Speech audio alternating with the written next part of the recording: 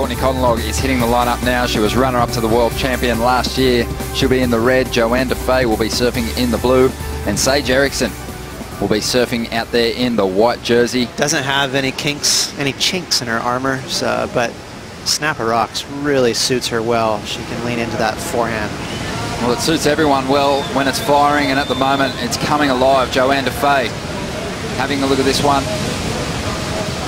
Rolling on down the line. This wave's going to get away from her. And we also saw Courtney Conlogue up, but she didn't get in front of her right either.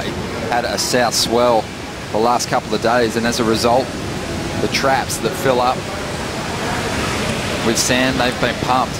Last night they did some pumping, and I think we're seeing the result of that now. They'll definitely have the pumps running again tonight, and they can pump on a good night up to 3,000 cubic metres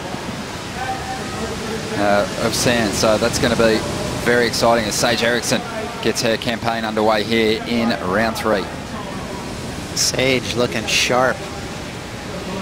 Wow, look at even a little swivel there, Ronnie, so she's not done. Reformed. She is a point break surfer, so she knows how to really mix things up as she heads down the line, but just blows the finish on the inside there. Okay, well, a couple of big turns on the outside, so it should be a decent score for her. So she's going to hop on a sled, get right back to the top. And here's, I think she did 2 strong maneuvers, Ronnie, on the outside. As this wave stands up, just a little cutty. Bang, right there. So mixing it up a little bit. Can be tough to do, even on your forehand at Snapper Rocks, even though I think it's to your advantage over the goofy footers. Sometimes you can get really sucked into that same turn, that cutback, that carve. So kind of cool that Sage mixed it up with that vertical snap. And, you know, I think at first, I'm not sure she knew that this wave was going to reform for her on the inside. She got caught off guard a little bit. Well, I think I try to just stay and like focus on myself for the most part, but I was at home just resting most of the day, and you can't help but watch the girls surf. So no, it's great to see Steph in form, and I think she's going to push us all, so it's exciting. Johanne Defay is out in front. She's hanging on to a 6.33 and a 2.17 at this stage. And I'm sorry, that was actually Sage Erickson's scores. Johanne is hanging on to a 4.17 and a 5.1. Sage is in second with a 6.33. She needs a 2.94 to get into the lead. And Courtney, she's got priority. It's definitely. Sage has already achieved her best ever result. Even if she doesn't get past the 5th round, she's never been past round 2 here on the Gold Coast. It's been a pretty tough one for her. But here we go, Johanne Defay, the current heat leader, has a nice wall to rip into on the inside here. A solid turn from Johanne. She has just been on the attack all day. I like that last maneuver. Just jammed it in there. Really put her heel on that back foot, right on that tail block, and so she mixed it up just a little bit, just enough to spice up that last turn. You always did love a little bit of a layback snap approach, Ross. One of your trademark maneuvers. I didn't have a whole lot, but that was one of my favorites. Well, here goes Courtney Conlogue now. Only hanging on to a 0.67 prior to this wave. Let's see what she can do. Throws her board vertically into the lip. Clean hit, but this wave's going to an early death as Sage Erickson looks to track down another solid score to get into the lead. And just went to put her board on the foam a little too early there. And as a result, down she goes. And I think Sage still might score okay for those couple of turns on the outside section, Ross. Take a look at Sage. First up, though, Johanne Defay. This is what you like to call a grower. You know, it starts off small, but look at that thing. Almost doubled in height. So give credit to Johanne. She saw that little low road. She knew that wave was going to reform and give her more energy on the inside, and that's what allowed her to finish with an exciting move. Has taken a fall in this heat, which is a rare mistake on looking back on her performances from earlier today, but Sage has looked really strong. Let's see what Courtney can do. She doesn't really have much going for her so far in this heat, but she can turn it really quickly. And this wave has a big section to finish, and she drifts that tail. Great control from the Californian. She'll kick out. It might be her best wave. We're still waiting on some scores for Courtney. It's pretty fascinating just watching her face when she serves. So Courtney has the most intense looking face. Her expressions, she is pouncing on that wave. She is very intense.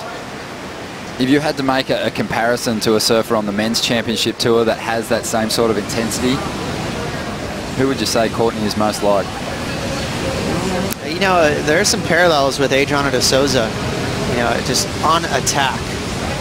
Vicious, consistent, very sturdy. She doesn't fall much. You know, she's got that nice low center of gravity down to the deck of her surfboard.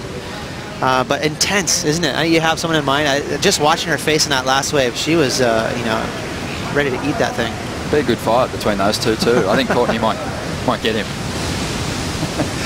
Just over 13 minutes to go, and Johanne is chasing down a 5.9 at this stage to get herself into the lead. This wave's got a bit of a split in it, but Johanne's going to stick with it and look for a strong finish. She's been finding that connection through to the inside really well throughout the day. She has. She's, you know, where she's from, Reunion Island in St. Louis, it's one of those waves that also grows.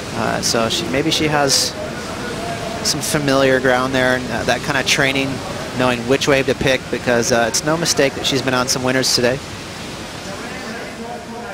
Well, Johanne, we know she's made herself pretty comfortable at a lot of waves on the schedule, but Snapper Rocks isn't one of them. 2 appearances for 2 round 2 exits, so she's also already on her way to her best result here. Yeah, that would be encouraging.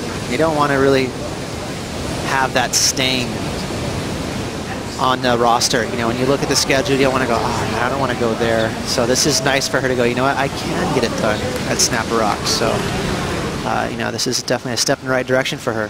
12 minutes remaining. Sage Erickson hanging on to priority out the back, and we've got scores rolling through for Courtney Conlogue. She's going to shorten the requirement and give herself a chance to take the lead here.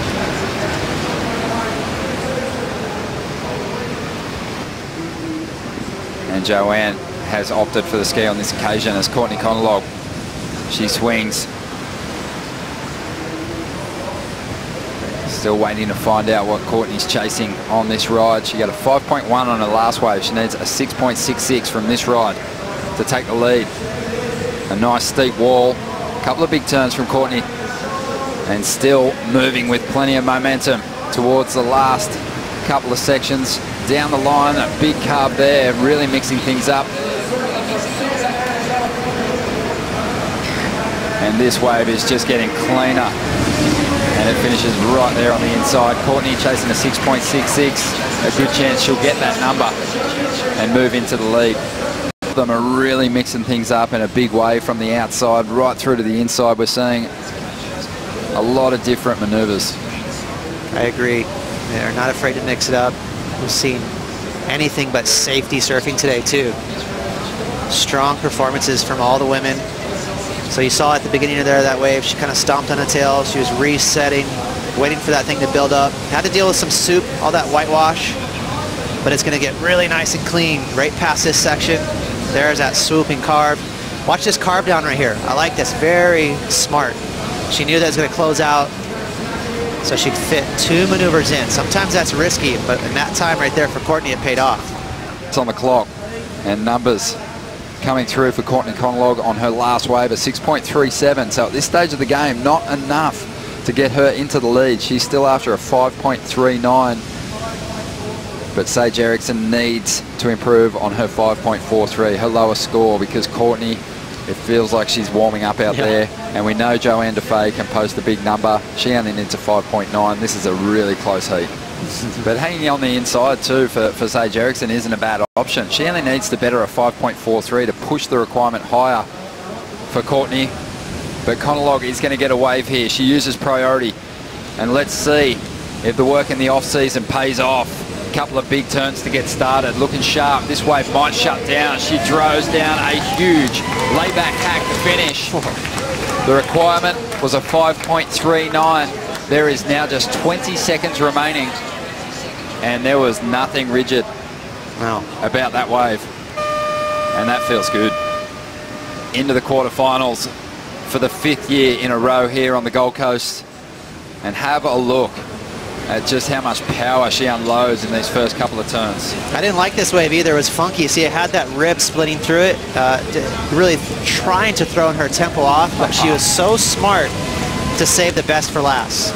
Now again, midway through this wave, it had a kind of a ripple going through it, so there was a lot of opportunities there to mess that wave up, but she really focused on that last maneuver to bring it home.